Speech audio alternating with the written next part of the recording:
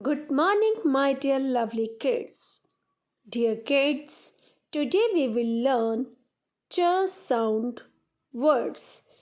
When we will join letter C and letter H together, then it will become ch. Ch. Now let us start learning ch sound words. Our first word is ch in chin. Ch in chin. Our second word is ch at chat.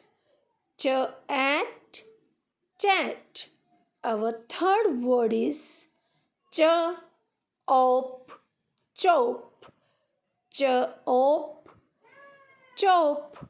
Our fourth word is ch app chap. Ch app chap. Our fifth word is ch apes chips. Ch apes chips. Our sixth word is ch ill chill. Ch ill chill.